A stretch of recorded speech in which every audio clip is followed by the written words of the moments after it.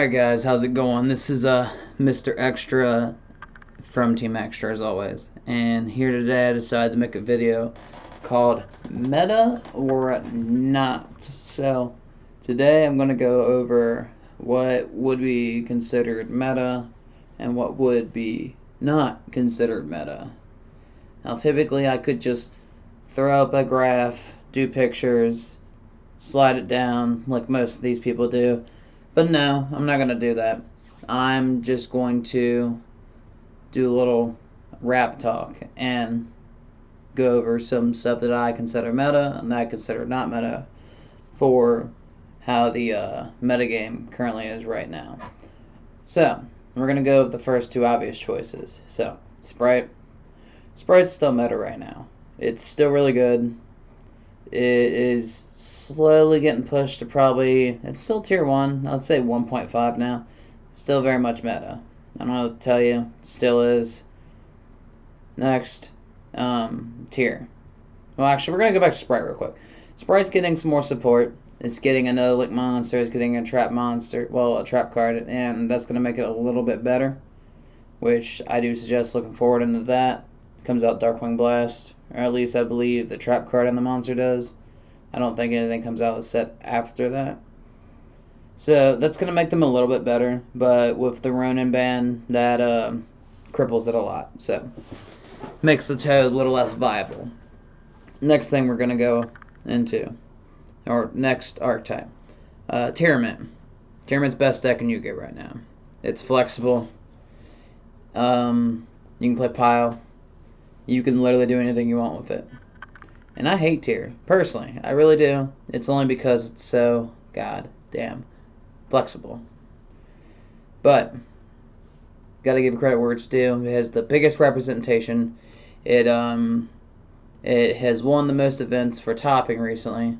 Just in the last, we'll just say, couple months. We'll just go over like last 2 months. It's won a lot of regionals, or it's been like top 8 in a lot of regionals, a lot of locals, case tournaments, etc. You name it. It's all over the place.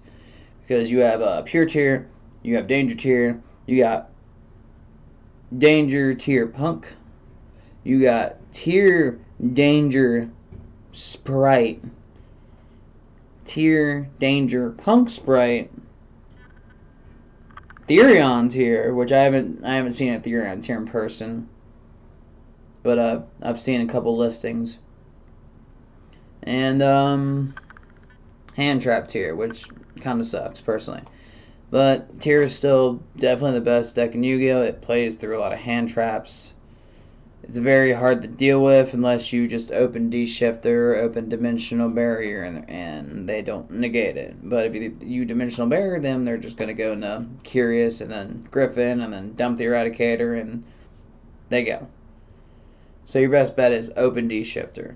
That's like the best thing, in my opinion, if you play it. Okay, so we've covered Sprite, we covered tier. We're going to cover Exo Sisters next. Exo Sisters is the closest thing to being meta, but it is not meta.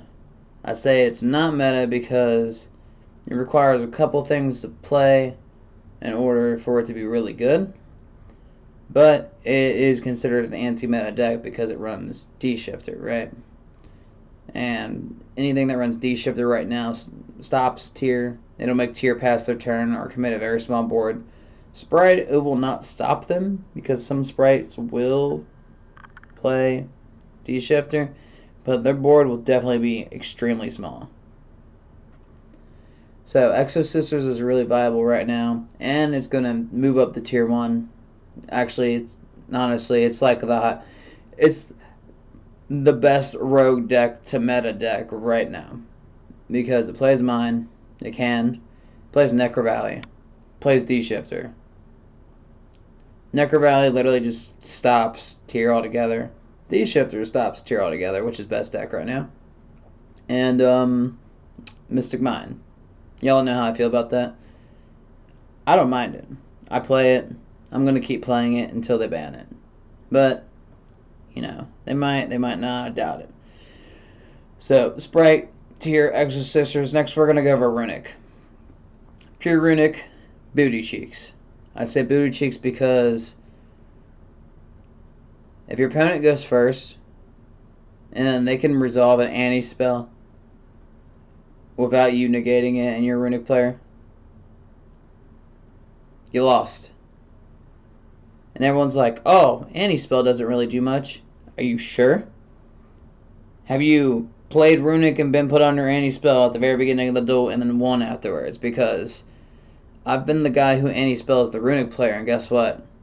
If they don't negate it and then they have to settle if something pass, they typically lose. Or if you can't protect Fountain, guess what? You lose. Like, that's how it is. Runic is good in other stuff. It's better as by itself it sucks. Because there's a lot of stuff that you can do to stop it. You can Lancia it. Hell, you can Imperial Wall the Runic. And guess what? Yeah, it's going to skim stuff off top of your deck, but some of those effects say that you need to be able to banish. Some of them do. I'm pretty sure there's a couple that says it's the choice, but I'm almost sure a majority of them require you to be able to banish banish cards off top of the deck in order to do the effect. But we'll get into that conversation in another video. So, the Runic and Sprite, it's not bad. Runic and Extra Sisters, crazy. Mainly because I've seen what it does. We have a dude at our locals named Daniel who collapsed cheeks with it. And I haven't gone against him yet, but it looks like a bunch of craziness. Because Exo Sisters is kind of a control deck for anti-meta, and Runic just does a weird control thing on its own. Well, mainly just makes your opponent deck out their resources to where they have a hard time, and depending on what you make them deck out, guess what? They just got whiffed. And whiffing is like milling your cards for Tearment, and then you hit all your bad cards. So, we've gone over Sprite, we've gone over Tear, we've gone over Exo Sisters, we've gone over Runic. Now we're going to talk about the deck I hate probably the most out of this whole list. Floowandereeze. Floowandereeze is considered anti-meta. It is a stun deck. It is extremely cheap. It is like $30 to make the whole thing. But it all comes down, well, no, $30. Advent Adventure is the most expensive card. It's like 20 bucks. The rest of it, chump change. Very easy to make. Now, Floowandereeze is very self-explanatory, but it requires a good pilot. It's called a helmet deck because it plays itself. But if you don't have a good pilot, the deck will suck. I've gone against good Flounder players, and then I've gone against bad Flounder players. And as much as I would love to play against a bad Flounder player, it doesn't happen very much. But Flounder's anti-meta right now because it plays Shifter. And it puts out Impin, Big Boy Impin. And Mega Monarch. But we're going to just say it's because of Shifter and Impin. When you take out Impin, you take out Shifter, the deck flops really hard because it just can't do anything else. Alright, so we have gone over Sprite, Tear, Exo Sisters, Runic, Flounder. So we're just going to go ahead and get into and Floowandereeze, I'm going to consider it meta. It's anti-meta. Exo Sisters is anti-meta, but I would still consider it meta right now. So everything I've named so far is considered meta in its own sense. Runic has to be in a deck. By itself, it is not meta. It is just some cheesiness that got brewed up just to be slapped in other decks that Konami is like, hey, we're just gonna give you some extra random archetype that's not even an archetype, but don't play it by itself. That's Runic. So, we're gonna go into a couple other things now. Heroes, Rogue, very good, but Rogue. Very, very good, Rogue. Mainly, the only thing they got going for them is Plasma and Darklaw. Punk. Punk is Rogue right now. The ban list pulling Hulk, and the ban list pulling Chaotic Ruler completely destroyed the whole Punk thing. And that's like pure Punk, Zombie Punk, Punk Therion, everything. And I'm a Punk Therion player. I'm on some copium. I would love for Punk Therion to be viable. It's not right now. Eldritch. Eldritch is tier 2. But with a good pilot, It's not meta, but with a really good pilot, I would call it anti-meta. Because, I mean, it's Floodgate City. And I'm someone, as you guys, if you're familiar with the channel, I play a trap deck too. I play that, I play Therion. But I put Therion up for now because it doesn't keep up. But, Eldritch is anti-meta. Tier 2, though. Tier 2. It got a little bit better with the red reboot ban, but tier 2. So, not meta, but can definitely deal with meta, right? Okay, dinos. Have not seen a dino player play dinos in a long time. Not meta, does not stack up well, gets trashed by everything. Let's see. Goaty is going to get better when it comes out. Goaty's that fish archetype that came out that kind of got ignored. That's going to be pretty good. But not right now. I mean, Darkwing Blast, I'm pretty sure it gets the rest of the support out of Darkwing Blast, and we'll see. Ice Shade, terrible. Don't even bother with it. Not meta. Not even close. Like, they released the rest of the support, and it's not even good. So, we're going to go with Labyrinth now. I love Labyrinth. Don't get me wrong. It's not viable right now. It gets its boss monster out of Darkwing Blast, which will probably make it tier 2 like Eldritch. Because Labyrinth with a good player and then running like pretty good trap cards, generically good trap cards, is better than Eldritch. Because Recurrence is way better. You don't have to like do the usual trap plays where you banish like a Sanguine to set a Conk or any of that stuff. You just pull the traps back with Silver Castle if you know what you're doing. Okay, what else do we want to go over? Rika Sun Avalon. Now, you want to know why? It does not keep up with the meta decks. Its board is very weak that it ends on.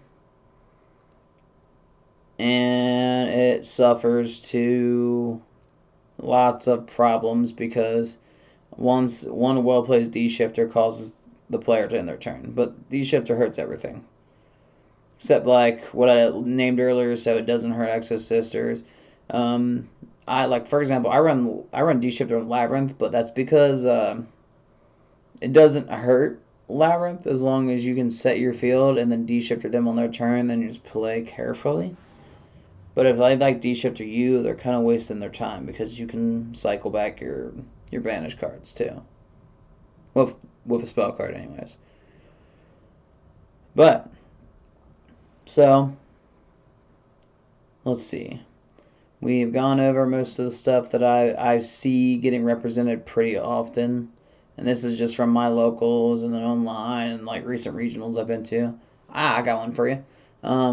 Sword Soul. Not meta. Have I seen it played recently? Yeah. I played against it in Lexington. I ended up losing because I wasn't expecting to play Sword Soul in this current format. But this was pre-ban list. The ban list made a lot of things change. Unfortunately, guys. The red reboot hit was out of nowhere. But hey. So, what else do I want to talk about? Is there anything else that's even important right now? Not really. If there's a deck or archetype you would like to bring up that you think is meta, or you want to discuss it, put it down in the comments, guys. Because I'm pretty sure I went over everything that is relevant right now that I could think of off the top of my head. Would have a nice little chart for you and everything, but I feel like that's not needed for this conversation. But don't play Rika Sun Avalon. Terrible. It's terrible. Terrible. And that's all I got for you guys. So, like, comment, subscribe. Check out the other stuff. We have an Instagram. We have a Facebook page. We have a Twitter. Everything should be down in the description for the actual channel if you go to the details for the channel. And thanks for watching, guys.